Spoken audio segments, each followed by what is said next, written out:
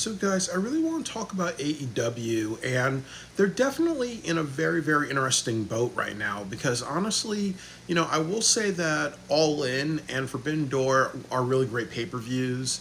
And also, it was a middle finger to WWE because WWE wanted to hurt their pay per view momentum by counter booking.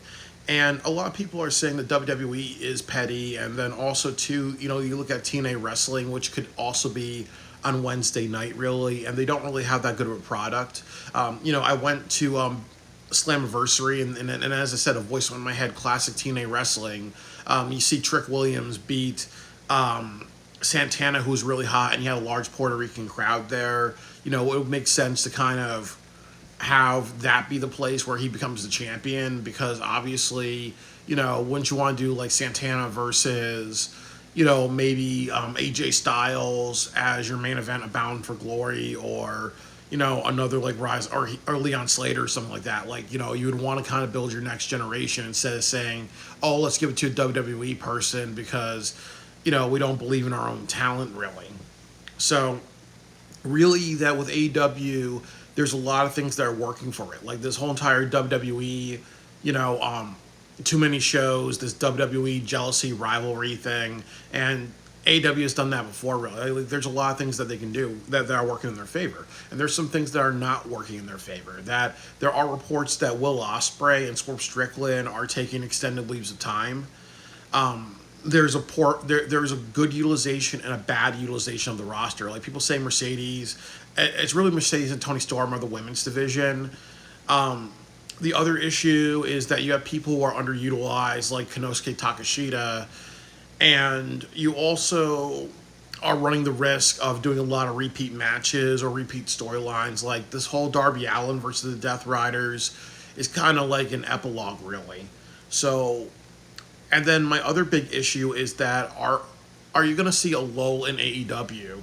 Because now you have All Out and you have other pay per views for the rest of this year. AEW can do what they did last year, like after Wrestle Dream, where with the Death Riders, it was kind of like their dark age because, a lot of people liked the Death Rider thing. And I think part of it was just a way to have a story and keep a story going because they just didn't know what to do really. Like honestly, the best part of last year was really the rise of Will Ospreay, which started at Revolution, and it sort of like faded out during Wrestle Dream last year because that was kind of when I think after that was kind of like when the attention went on Moxley and the Death Riders. So I want to talk about what I hope for AEW.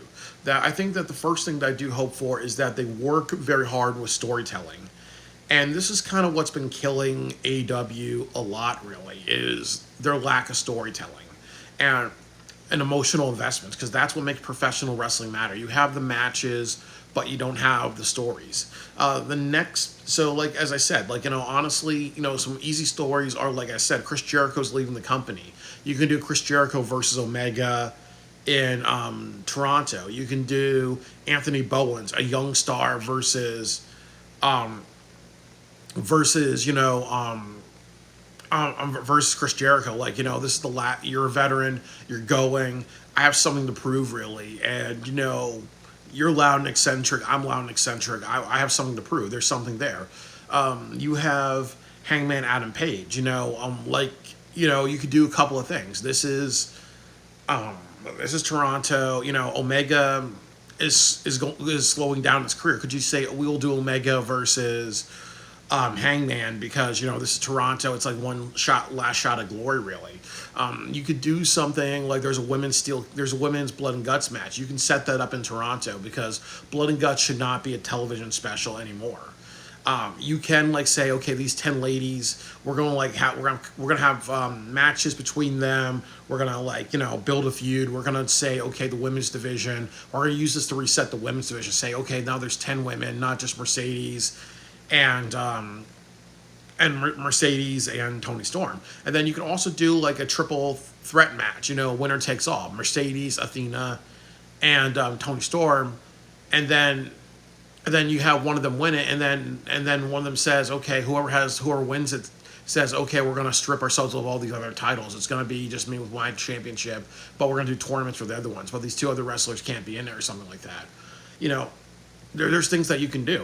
With Brodito, you can do something where, you could have like MJF and somebody else, try to go after Brodito. You can do MJF and the Hurt and Ricochet and the Gates of Agony versus the Hurt Syndicate. There's so many stories that you can tell really. So that's where the storytelling element comes in. I also think that the next thing to do, and this is the biggest thing that hurts AEW, is disorganization. That number one, you have a lot of wrestlers that are double champions, and then you have a lot of wrestlers that go in different divisions. And I think that, the best example is Okada. He has the Unified Championship, he has the International Championship, and then he has the Continental Championship. So now he has two titles that don't really matter, and then the Continental Championship is a title where he has to be entered in a tournament, and it's a stupid tournament because why would you why would you have the Royal Rumble Championship? Why would you have the Money in the Bank Championship? Why would you have, the Survivor Series Championship? It does not make sense to have a championship for a tournament and hold that for a year, really. Like, now they're doing that with Mercedes Moné, where she is the Owen Hart champion, which makes no sense, really, because that's not a championship, that is a trophy. Trophies mean you win a tournament or you win a series of matches, and it's added to your resume. A championship reign is like there's days that you're holding that champion for. So that's disorganized as well, really. And I also think that they have a huge roster, so there can be like so many different divisions. Like I said, I think with Kyle Fletcher, he could be like that because with the TNT Championship, that's sort of like their U.S. Championship, in my opinion. So you can kind of say something like have him wrestle people like Anthony Bowens, A.R. Fox, and a few other ones, like people who just need a title for a certain amount of momentum, really. And then once they hold that title, they're main eventing like Collision, or they're wrestling on the Ring of Honor shows, and they're kind of like building towards making them a future champion for a major title in AEW, or winning like a tournament like the Casino Gauntlet and other things like that. So that should be the TBS Championship. I think that, with the other secondary titles, you have to really work on that. I think with Okada, he needs to be some of these championships need to be retired. He should just have the International Championship. It makes no sense to have a unified championship to celebrate that unified two titles. That makes no sense. And I also don't think it makes sense for him to have the Continental Championship. So I think those titles need to be retired, even if you do it quietly. And I also will say that another thing that they need to do, in my opinion, is stop having double champions unless you have a story. Like MJF with the ROH Tag Team Championship and the Heavyweight Championship was the best story AEW ever told with a double champion. But Brodito is a good one as well, really, because now they're the Tag Team Champions, and now he's the ROH Heavyweight Champion. So it's good because Brodito can easily do both, really, because it's believable that he's such a badass motherfucker that he will represent both titles very, very well, really, And it's also good because if you're like a champion of a company, it's good if you have a tag team title with you. It's not good when you have, I think it was like Macho Man, he was the Intercontinental, and he was also the tag team champion. No, he was also the heavyweight champion. Or they did that with Roman Reigns, I believe, like at one point. He was like the heavyweight and the Intercontinental. But usually when you have that issue, it runs that problem of how you're going to have that person, how you can have somebody beat you for a secondary title that you're holding when you are the champion. Or like Kurt Angle was a great example, because when he had held like 4 titles, he got like a pinball, he got like a roll up by Jay Lethal. But isn't this your heavyweight champion? Did that help Jay Lethal's career? No, because they fucked him over in TNA Wrestling. And then with Kurt Angle, you also did that thing too, where you had him lose the tag team title because I think he fought him. I think he didn't have a partner for that because he was being an arrogant jerk. If I'm correct, that was his character. And he only kept the heavyweight title because they screwed over Abyss, really, because they had like Juice Messiah or somebody else attack him, really. But you run into like a lot of convolution. That happens with AEW. That I think if they go for a long time with a champ with multiple titles, then it's almost like saying, how do you lose these titles, or what do these other titles mean when you have all these titles on you? So that's another big problem that they have, really. And I think the next issue with AEW with their championships that's hurting really their picture is there are too many winner takes all matches. That's okay in professional wrestling, but the purpose of winner takes all is to unify titles and create, have two titles make one title. It's not good to have somebody hold 3 or 4 different titles because, as I said, then you run into how do you lose these titles, and are you going to quietly retire titles? Because, like look at Cody Rhodes. He was the unified champion, and then they made an announcement after this year's WrestleMania that they got rid of the Universal Championship because that way if John Cena got it, he would not be a 17, he would be an 18-time champion. Like they had to kind of get rid of a person holding 2 belts, really, so they quietly retired. And then there's a lot of things that you can kind of do with that. Or you can even have champions say something like Cody could have said something like, you know what, I've been holding this championship for a long time, but it's at a point really where I just want to, where it's almost like, two of these things are being passed back and forth a lot. It makes sense to have one title. It's not like I'm going to have 2 heavyweight championship matches on a show, and that becomes either too much work or that becomes convoluted. So I'm going to strip myself of this title and give it to, I'm going to keep one of these titles. I'm going to strip myself of the other title and give it to on the Raw roster, and just to spread the wealth. You would have to do things like that, really. So winner takes all does not always lead to good benefits. I think another issue that I kind of see is Collision, ROH, and Dynamite. Like this has also been one of the largest issues with AEW, that they don't have a Dynamite roster, they don't have a Collision roster, and they only have a Ring of Honor roster. Like there's many wrestlers on Ring of Honor that just stay on Ring of Honor, and a couple of them go over to other brands. And I have no problem with that because Ring of Honor should be a developmental thing, really. So Ring of Honor, there's a lot of people in one box, really. But Collision's kind of like, how do we take some people from Dynamite and we put them on Collision, really? When really it should be just, they're separate rosters, really, And then they should be like, okay, we're going to, actually just like take it from there, really. But it might be a little too late, and I'm actually going to write that down in my handy dandy notebook. Is it too late for Collision? Because that's another video to talk about, because they did talk about like Rampage last year, where Rampage could have been saved if they worked hard at it, but it went down the drains, really. And I don't want to see AEW needs Collision because they have like large rosters, and there's a lot of things that they can do with 2-hour shows a week, really. But I really just think that that's another big issue that they need to learn, is really just formatting their television. You have like 40 people on Collision, you have 40 people on Dynamite, and then you go to the pay-per-views and you have like a few matches created from Collision, a few matches created from Dynamite.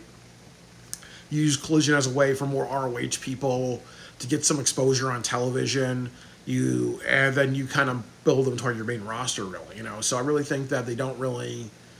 That's so disorganized, really, and that's going to be one of the things that hurt them, because they can say, hey, you know what, we're going to have TNA wrestling on Saturday, and we're going to have it face Collision, and then we're going to try to kill Collision with TNA wrestling. That's another big issue.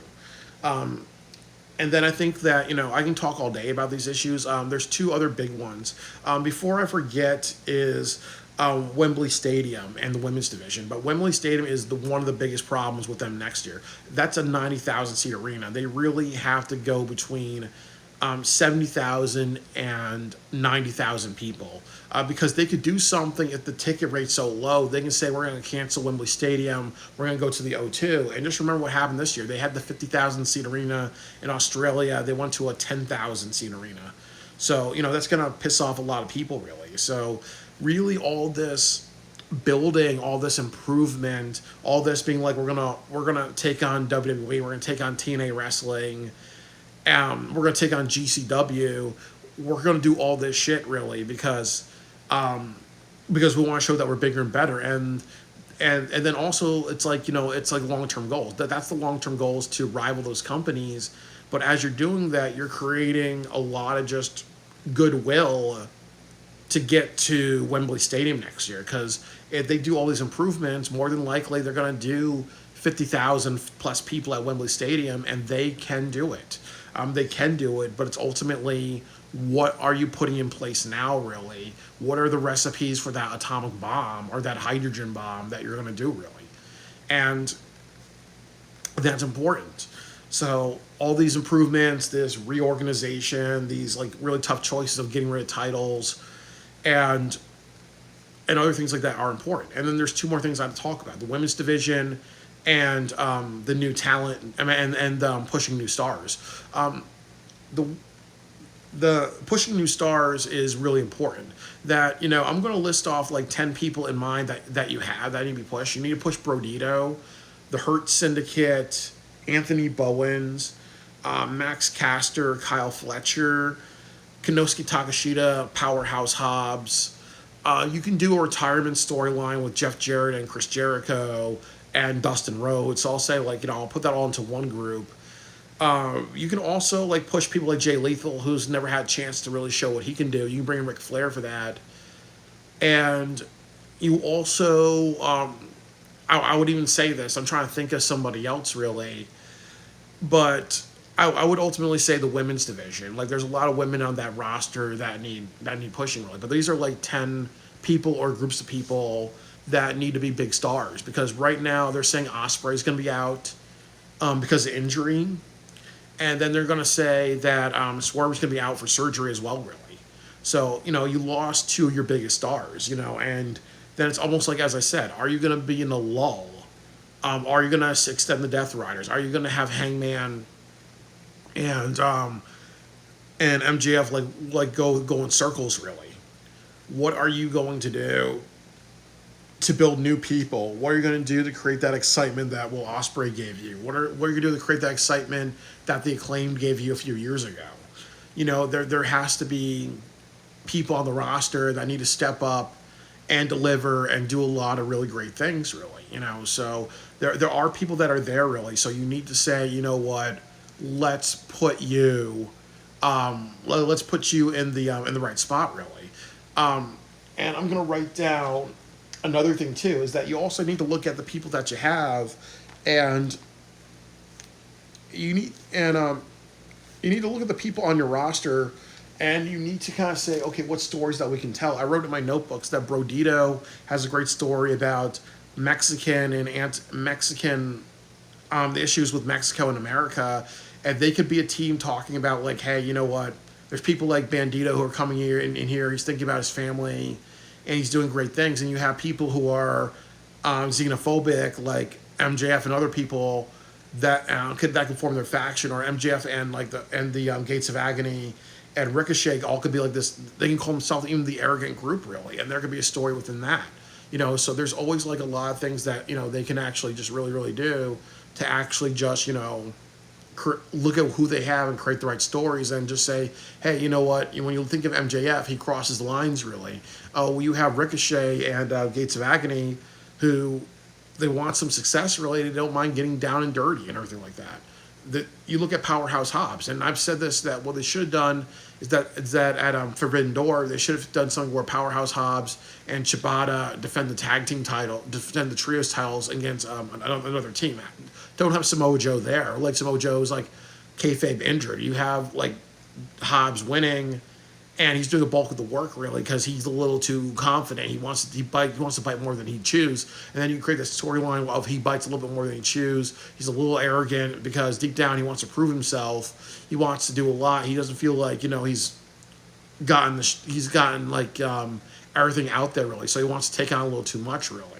So he does like tag team matches, 2-on-1s, and other things like that. And then you get to a point where it's like him versus Bobby Lashley, or he may say, I want to join the Hurt Syndicate, because you know what, they pick fights with people, and I want to pick fights with like 3 or 4 people, and I want to take them on all at one time. You can create something out of that, really. You have the Don Callis family who have 10 fucking members, and they're not doing a company takeover when honestly Don Callis gets the loudest reactions. So there's also like so many stories that they have that they can tell, really. And there's also like, you look at these characters and you look at these personalities and you say, hey, what stories can I tell with their personalities in AEW? And that's been struggling. The next issue that they need to really fix, that could be a big boom for them, is the women's division. Like, I am so for, and I'm going to write this down in my hand in a notebook, another video idea, but I'm so for a women's blood and guts. Because, it will do a lot of goodwill if they have that, if they build all that. Because then you have 10 women, you build them up over the weeks, and then you lead to a good, all-out match. And I think that will be very, very good because, one of the big problems with AEW is, like I said, the women's division are 3 people. It's Mercedes Moné, it's also Toni Storm, and then it's also Athena.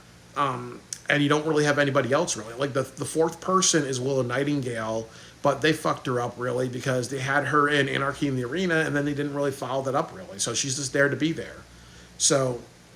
And then the 5th person is Renee Moxley Gold, if I'm saying, what Jim Cornette calls her. So, there is a lot of things they need to fix. And as I said, if they have a year of reorganizing things, if they have a year of rebuilding things, if they have a year of just really getting their shit together and saying, hey, you know what, we got to make these improvements because TNA is coming for us, GCW is coming for us, New Japan is coming for them, AAA, all the other promotions, and then also WWE is trying to take us out, really, because they would love to create a world where it's just WWE, and they're almost like the Disney Corporation, where they're going to overly charge people, and then the fans are going to suffer, really, because like I said, I go to AEW shows, and I pay in the ringside area, it's like $500, really. That's good. But if I was and I think the highest price I've seen is like $1,700 or close to $2,500 for ringside seats at AEW. I would rather be paying that than, you had to pay $6,000, $7,000, $20,000, $30,000 for a WrestleMania seat or ringside seat on other shows where it's up to $10,000.